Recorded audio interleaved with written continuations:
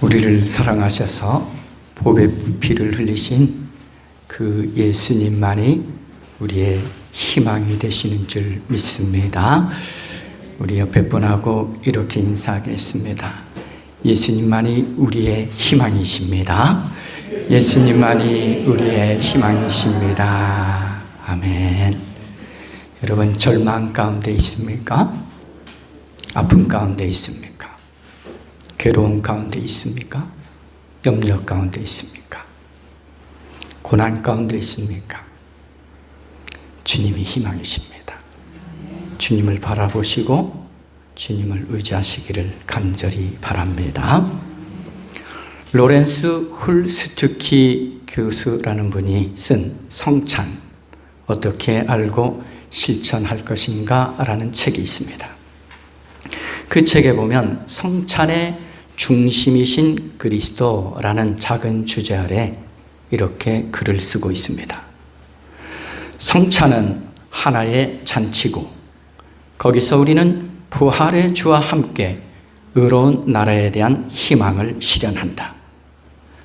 그곳은 그리스도의 희생적 사랑으로 말미암아 인간들 간에, 하나님과 인간 간에 장벽이 허물어지는 나라이다. 이러한 잔치의 모든 사람은 하나님으로부터 동등한 조건으로 초대되는 것이다. 히브리 노예들을 은혜로 구원하시고 지키신 그 동일한 하나님이 이제는 모든 민족에게 그 은혜를 확장하신 것이다. 그러므로 예수는 그의 사자로부터 우리를 구원하시고 우리는 생명을 얻기 위하여 그의 몸으로 잔치를 누리는 것이다. 그 누구도 공로를 내세워 그 잔치에 나아올 수 없으며 모든 이는 은총으로 참여하게 되는 것이다 라고 쓰고 있습니다. 우리가 누리는 잔치는 무엇으로 인한 잔치라고요? 그의 몸으로, 예수 그리스도의 몸으로 우리는 잔치를 누리고 있다라는 거죠. 우리를 구원하시고 생명을 주시기 위하여 모든 것을 희생하신 그리스도 예수님의 사랑을 기억하며 그분의 다스리심 아래서 의로운 나라, 즉 하나님 나라의 잔치를 지금 여기에서도 여러분 누리시기를 바랍니다.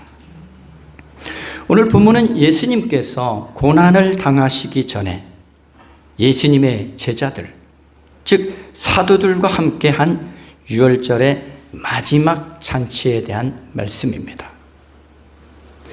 예수님이 최후의 만찬을 제자들과 함께하는 모습을 잘 보여주고 있습니다.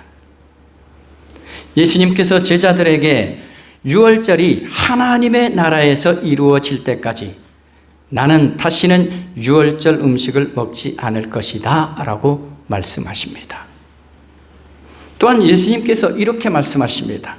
나는 이제부터 하나님의 나라가 올 때까지 포도나무 열매에서 난 것을 절대로 마시지 않을 것이다. 예수님의 이 말씀은 이 땅에서 제자들과 함께 가지는 유월절 식사가 마지막 만찬이 될 것임을 말씀하고 있는 것입니다. 그렇다면 왜 예수님께서 유월절이 하나님의 나라에서 이루어질 때까지라고 말씀하셨을까요? 왜 예수님은 이 고난의 길을 가시면서 유월절에 대해서 또한 말씀하고 계실까요? 유월절은 이스라엘의 구원을 의미합니다. 그리고 하나님 나라는 하나님의 목적인 구원의 성취와 완성된 구원, 즉 완성된 하나님 나라를 누리게 될 것임을 말씀하고 있는 것입니다. 이스라엘 백성에게 유월절의 어린 양의 몸과 피는 애굽에서 구원을 이루는 제물이었습니다. 이처럼 예수님은 새 언약이 되시어서 구속을 성취하는 고난의 제물이 되실 것임을 말씀하고 있는 거죠.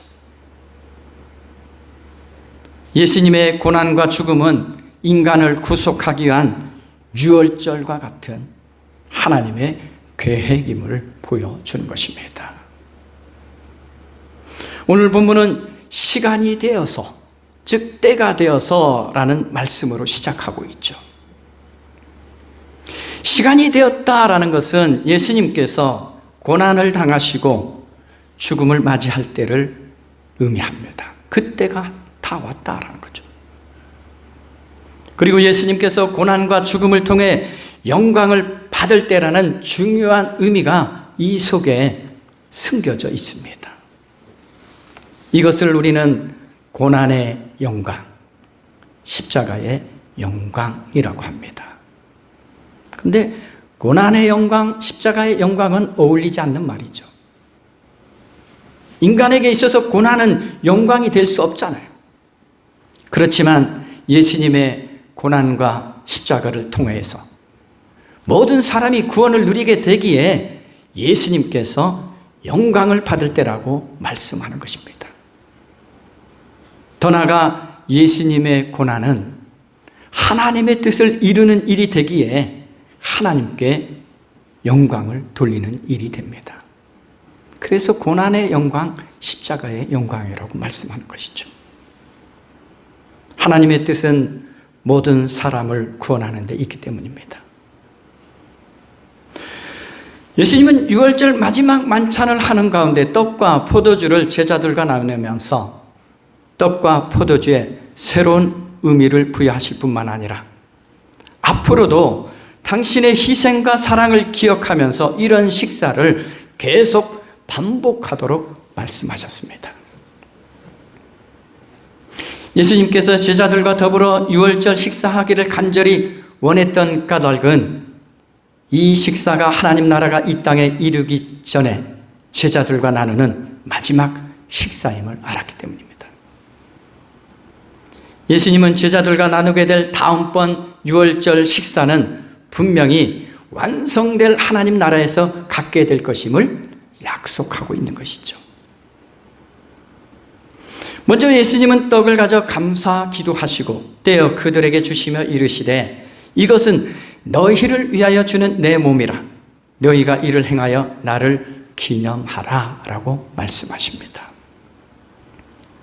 다음으로 저녁 먹은 후에 잔도 그와 같이 하여 이르시되 이 잔은 내 피로 세우는 새 언약이니 곧 너희를 위하여 붓는 것이라고 말씀하십니다. 원래 유월절 식사는 본래 떡을 땜으로 시작하여서 잔을 나눔으로 끝납니다. 이처럼 성만찬은 예수님의 희생의 열매를 사람들에게 선물로 주는 것입니다. 그래서 예수님께서 이 예루살렘으로 들어가셔서 십자가에 달리시기 전에 이 성만찬 예식을 하는 거죠. 왜 성만찬 예식이 여기에 있는가? 우리는 깊이 깨달아 알아야 합니다. 자신의 몸을 드리실 것을 이 성만찬을 통해서도 제자들에게 가르쳐주고 있는 것이죠. 유월절 어린 양의 피가 이스라엘 백성을 살렸듯이 유월절 어린 양이 되시는 예수님의 피 흘리심은 우리의 죄를 사시고 구원하시는 유일한 길임을 말씀하고 있는 것입니다. 19절과 20절에 이렇게 반복해서 말씀하죠. 이것은 너희를 위하여 주는 것이다. 이것이 무엇입니까? 눈에 보이는 떡입니까? 눈에 보이는 잔입니까? 그게 아니죠. 너희를 위해 주는 건 내 몸이다 라고 말씀하고 있는 거죠. 너희를 위해 주는 것은 내 생명이다 라고 말씀하고 있는 거죠. 이 사랑을 누리기 때문에 우리는 희망이 있다라는 거예요. 이 사랑이 아니면 우리는 절망할 수밖에 없습니다. 낙심할 수밖에 없죠. 성만찬은 이제 곧 예수님께서 우리를 위하여 희생의 제물이 되실 것임을 분명히 보여주는 것입니다. 히브리서 9장 22절과 28절에도 이렇게 말씀합니다. 율법에 따르면 거의 모든 것이 피로 깨끗해집니다. 그리고 피를 흘림이 없이는 죄를 사함이 이루어지지 않습니다.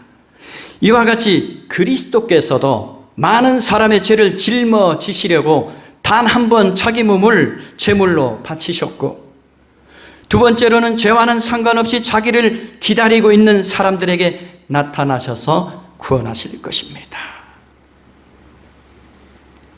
이 말씀 속에서도 뭐라고 말씀합니까? 자기 몸을 제물로 바치셨다. 무엇하기 위해서요? 구원하시기 위해서. 예수님이 사람들에게 참된 희망이 되신다는 것을 보여주시는 말씀이 이 말씀이죠. 구원을 누릴 수 없는 인생, 생명을 누릴 수 없는 인생, 하나님 나라의 삶을 누릴 수 없는 인생을 구원해 주시는 분이 예수님이시기 때문에 우리가 예수님 안에서 희망을 가지고 살아갈 수 있는 것입니다. 예수님은 당신의 몸과 피를 우리의 죄를 사하시고 생명을 살리시고 구원하시기 위해 주셨습니다. 그러면서 예수님은 이러한 성만찬을 할 때마다 예수님의 고난을 통해 주신 희생과 사랑을 기억하라 라고 말씀하십니다. 또한 예수님의 몸과 피에는 생명과 연합의 의미가 담겨 있습니다. 즉 예수님의 몸과 피는 생명을 의미하기도 하죠. 그리고 또 하나의 중요한 의미는 연합의 의미가 있습니다. 예수님 안에서 우리는 생명을 누릴 수 있고, 예수님 안에 있을 때 우리는 하나 된 공동체를 이룰 수 있다는 말씀이에요. 예수님을 떠나 살면 하나 될 수 없다라는 거죠. 예수님께서 고난당하신 이유도 여기에 있습니다. 바로 우리가 예수 그리스도 안에서 생명을 얻고 하나가 되게 하시기 위한 것이라는 말씀이죠. 우리는 이미 생명을 얻었습니다. 그런데 우리에게 과제가 하나 있죠. 하나 되어야 한다는 과제. 하나 되는 일 쉽지 않습니다. 예수님처럼 자기 몸을 드리지 않으면 하나 될 수 없어요. 예수님처럼 자신을 낮추지 않으면 하나 될 수 없습니다. 예수님처럼 자신을 희생하지 않으면 하나 될 수 없습니다. 겸손해야지. 온유해야 합니다. 그래야 하나 될 수 있습니다. 무엇보다 내 안에 예수님이 계시지 않으면 하나 될 수 없습니다. 왜냐하면 예수님만이 인간과 하나님과의 모든 장벽을 허무시는 분이시잖아요. 그 예수님이 없는데 어떻게 하나 될 수 있습니까? 우리가 신앙생활 한다고 말하지만 내 안에 예수님이 있는가? 내 인생의 주인이 예수님인가? 돌아봐야 합니다. 에베소서 2장 14절에서 16절에 보면 하나가 되게 하신 그리스도에 대한 말씀이 있습니다. 이렇게 말씀합니다. 그리스도는 우리의 평화이십니다. 그리스도께서는 유대 사람과 이방 사람이 양쪽으로 갈라져 있는 것을 하나로 만드신 분이십니다. 그분은 유대 사람과 이방 사람 사이를 가르는 담을 자기 몸으로 허무셔서 원수된 것을 없애시고 여러 가지 조문으로 된 계명의 율법을 폐하셨습니다. 그분은 이들을 자기 안에서 하나의 세 사람으로 만들어서 평화를 이루시고 원수된 것을 십자가로 소멸하시고 이들을 한 몸으로 만드셔서 하나님과 화해시키셨습니다. 여기 단순히 유대인 이방인이 나오는 거 아니에요. 유대인과 이방인의 벽은 결코 넘을 수 없는 벽입니다. 그런데 이러한 벽까지도 허무신 분이 누구라고요? 예수님입니다. 유대인들은 이방인과 상종하지 않습니다. 이방인이 사는 땅도 지나가지 않습니다. 왜냐하면 부정하여진다고 생각하기 때문이죠. 그런데 이런 장벽마저 허무신 분이 예수님이십니다. 그렇다면 우리 안에 장벽이 있습니까? 그 장벽을 허무신 그 예수님을 부인하고 살아가고 있지는 않습니까? 하나 되어 있습니까? 자신의 주장만을 내세우며 살고 있지는 않습니까?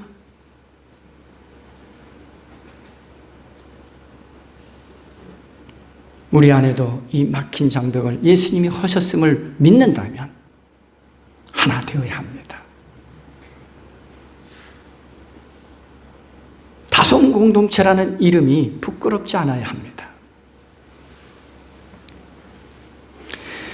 예수님께서 베푸신 성만찬에서 예수님의 사랑과 희생을 기억해야 하는 또 다른 이유가 있습니다. 그것은 우리도 예수님을 닮아서 사랑과 희생의 삶을 이 땅에서 계속 살아가게 하기 위한 것입니다. 여러분, 최고의 영성이 뭡니까? 기도를 10시간, 20시간 오래 하는 겁니까? 성경의 지식을 많이 아는 것입니까? 예수님을 닮아가는 거잖아요. 최고의 영성은 예수님을 닮아 예수님을 따라 사는 것입니다. 예수님의 제자로 살아가는 것이죠. 설령 죽음에 이를지라도 예수님을 닮아가는 삶을 포기하지 않는 삶. 이게 최고의 영성입니다. 그래야 예수님의 참 제자가 될 수 있기 때문입니다. 또한 예수님과 함께하는 이 유월절 만찬은 과거의 구원을 기억하는 일이기도 하지만 예수님께서 다시 오실 때 마지막 구원의 완성을 이루는 것을 기대하는 일이기도 합니다. 이미 주님은 이스라엘 백성을 구원하셨잖아요. 그런데 완성될 구원을 기다리는 일이기도 하다라는 것이죠. 그런데 오늘 이처럼 예수님께서 고난받고 구원받으실 것을 말씀하고 있는데도 예수님의 제자들 가운데 하나가 자신을 배반할 것임을 예고하십니다. 21절에 이렇게 말씀합니다. 그러나 보아라, 나를 넘겨줄 사람의 손이 나와 함께 상 위에 있다. 예수님과 함께 식사하면서도 예수님을 배반하는 사람이 있는 거죠. 그리고 이어서 이렇게 말씀하십니다. 인자는 하나님께서 정하신 대로 가지만 인자를 넘겨주는 그 사람에게는 화가 있다. 여기서 예수님께서 인자는 하나님께서 정하신 대로 간다라는 이 말씀은 예수님께서 하나님의 뜻을 따라서 십자가의 길을 가는 것을 말씀하는 것이죠. 예수님은 하나님의 뜻에 순종하여서 이 길을 가고 있는 것이죠. 여러분, 신앙이 뭡니까? 하나님의 말씀, 하나님의 뜻에 순종하는 삶을 살아가는 게 신앙입니다. 신앙은 막연한 게 아니에요. 그 뜻을 따라 살아가는 삶, 이게 신앙이죠. 내가 예수 믿고 이제 구원받았으니 끝이다가 신앙이 아니에요. 구원받은 자로서의 삶을 살아내는 것, 이게 진짜 신앙의 삶인 것이죠. 예수 그리스도를 믿고 따르는 우리에게도 이미 작정된 길이 있습니다. 그것은 하나님의 뜻을 따라 사랑과 희생의 삶을 살아가는 것입니다. 섬기며 살아가는 것입니다. 하나님의 뜻을 따라 사는 일보다 가치 있는 일은 없습니다. 그러므로 우리는 하나님 나라의 가치를 추구하는 삶을 살아가야 합니다. 여러분에게 인생의 가치가 뭡니까? 무엇을 목표로 살아가고 있습니까? 정말 내가 인생의 목표로 사는 것이 하나님의 뜻과 하나님의 영광을 위한 것인지 우리는 깊이 돌아봐야 합니다. 우리가 가는 길이 때론 험난한 길이며 희생이 필요한 길일지라도 그 길이 주님의 뜻이라면 우리는 그 길을 걷는 것을 마땅히 여길 줄 알아야 합니다. 주님의 뜻을 따라 살아갈 수 있는 것이 은혜죠. 성경은 이렇게 말씀합니다. 하나님의 말씀과 뜻을 따라 살아갈 수 있는 것이 형통이다. 이것을 복이라고도 표현하죠. 하나님의 말씀대로 살아갈 수 있는 것 복이에요. 근데 우리는 복을 다른 데서 구하는 거죠. 복의 개념을 잘못 알고 있는 거죠. 하나님이 말씀하시는 복의 개념을 잘못 알고 있는 것입니다. 우리가 살아가는 일도 하나님의 섭리 속에 있음을 깨달아야 합니다. 하나님이 경영하시고 하나님이 다스리시는 그 속에 우리 인생이 달려있다는 거죠. 다만 우리는 하나님의 선한 계획에 쓰임받는 믿음의 길을 걸어가기를 힘써야 합니다. 내가 하나님의 선하신 계획에 쓰임받는 인생이 돼야지 예수님을 팔아넘기는 악한 계획에 쓰임받는 인생이 되어서는 안 되잖아요. 그리고 하나님이 뜻하신 길은 사람의 계획과 계략으로는 막을 수가 없다라는 것이죠. 또한 예수님께서 이 성만찬을 제자들과 함께 하시는 이유가 무엇일까요? 왜냐하면 앞으로 이 제자들에게는 예수님을 믿고 따랐다는 이유로 환난이 닥쳐옵니다. 이 환난의 시기를 잘 이겨내도록 격려하시기 위해서 이 마지막 만찬을 베푸시는 것이죠. 예수님은 당신께서 십자가의 죽으심으로 인해서 모두가 흩어지게 될 것임을 이미 아셨잖아요. 예수님을 배반할 것도 아셨고 예수님을 부인할 것도 아셨고 흩어질 것도 아셨어요. 그러면서 이 성만찬을 통해서 제자들을 격려하시는 것이죠. 그런데 무엇보다 오늘 예수님과 함께하는 이 식탁의 자리에서도 예수님을 배반하는 일이 생겨나고 있잖아요. 이미 예수님이 십자가에 달리시지도 않았는데도 배반하는 일들이 있다는 거죠. 우리가 어떤 가치관을 가지고 신앙생활 하느냐에 따라 예수님을 따를 수도 있고 예수님을 따르는 척하면서 예수님을 팔아 넘길 수도 있다는 거죠. 과연 우리는 어떠한 모습으로 예수님을 믿고 따라가고 있는지 우리 신앙을 깊이 돌아보아야 합니다. 주님 원하시는 뜻을 따라 신앙생활 하시기를 바랍니다. 가룟 유다는 예수님을 대적자들에게 넘겨줄 뿐만 아니라 예수님의 몸과 피에 관한 언약도 어기고 있다는 것을 오늘 알 수 있어요. 오늘 성만찬은 예수님의 몸과 피를 나눠주는 거라 그랬죠. 연합의 의미가 있다 그랬잖아요. 근데 그 몸과 피에 관한 언약도 어기고 있는 거예요. 예수님께서 자신의 주인이 되신다는 사실을 거부하고 있는 거예요. 예수님께서 머리가 되신다는 것을 거부하고 있는 거죠. 즉 예수님을 몸이 배반하고 있는 거예요. 주인된 예수님이잖아요. 머리가 되시는 예수님이잖아요. 그 몸을 배반하고 있는 거죠. 예수님의 몸을 지금 어떻게 하고 있는 거죠? 훼손하고 있는 거죠. 왜냐하면 교회는 그리스도 안에서 한 몸이잖아요. 그 몸을 훼손하고 있는 겁니다. 예수님 안에서 한 몸이며 한 공동체임을 지금 깨뜨려 버리고 있는 거죠. 유월절의 식사는 자유를 주시는 하나님이 믿음의 공동체에게 주시는 새 언약을 보증하는 것입니다. 예수님의 피는 죄와 사망의 속박에서 풀어주는 구원, 즉 새로운 나라에 대한 이 언약을 보증하는 것이죠. 예수님의 피와 이 몸을 받아 마시고 누리는 것은 예수님의 몸에 참여하는 거예요. 예수님 안에서 한 지체로 살아가는 것임을 말씀하는 거죠. 마태복음 26장 28절에 이렇게 말씀합니다. 이것은 죄를 사하여 주려고 많은 사람을 위하여 흘리는 나의 피, 곧 언약의 피다. 즉 예수님이 흘리신 피는 우리에게 약속하신 하나님 나라를 누릴 수 있게 하는 언약의 피라는 말씀이죠. 구약부터 끊임없이 이 언약을 우리에게 말씀하셨어요. 그 언약이 뭡니까? 우리가 주님 예수 그리스도 안에서 하나님 나라를 누리게 하시는 거죠. 예수 그리스도의 성만찬 안에서 모든 그리스도인은 하나가 되어 하나님 나라의 공동체를 이루어 살게 된다는 말씀입니다. 예수님 안에서 우리는 참된 공동체를 이룰 수 있습니다.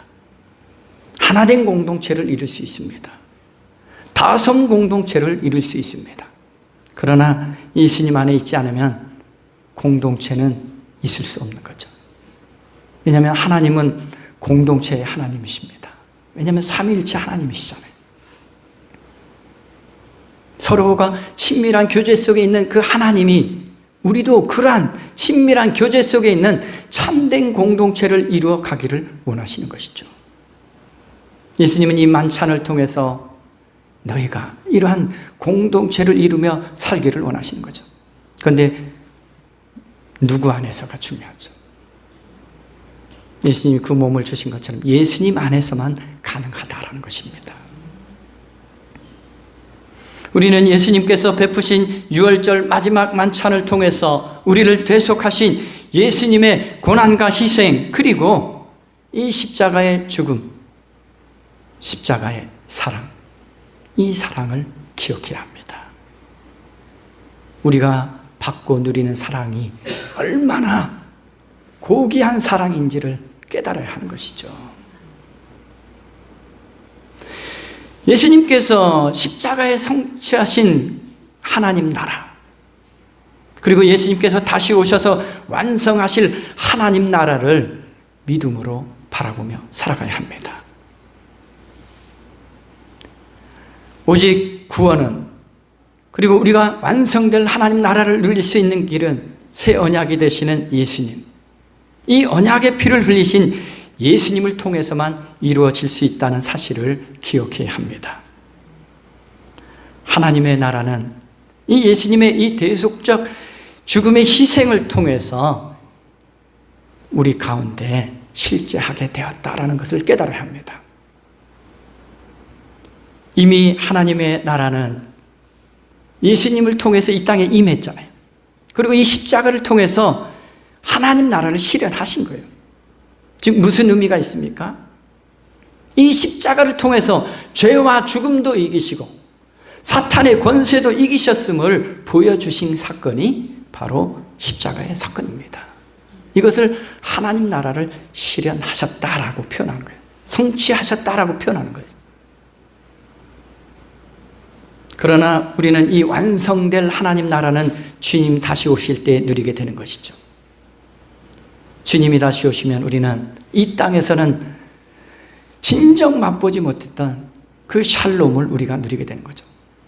근데 우리는 지금 주어진 삶에서도 이 샬롬을 누리며 살아가야 합니다. 하나님이 주신 기쁨을 누리며 살아가야 하죠. 고난이 있다고 고난 속에 여러분 매이지 말고, 고난 속에서도 하나님이 주시는 기쁨, 하나님이 주시는 그 평화, 하나님이 주시는 위로를 여러분 누릴 수 있기를 바랍니다. 예수님께서 이 땅에 오셔서 고난을 당하시는 이유는 하나님의 구원 계획을 완성하시기 위함임을 또한 우리는 잊지 말아야 합니다. 사랑하는 교회 여러분, 예수님은 우리를 구원하시고 생명을 주시기 위해서 자신을 낮추셨습니다. 십자가에 피 흘려 죽기까지 희생하셨습니다. 그게 하나님의 뜻이었기 때문이죠.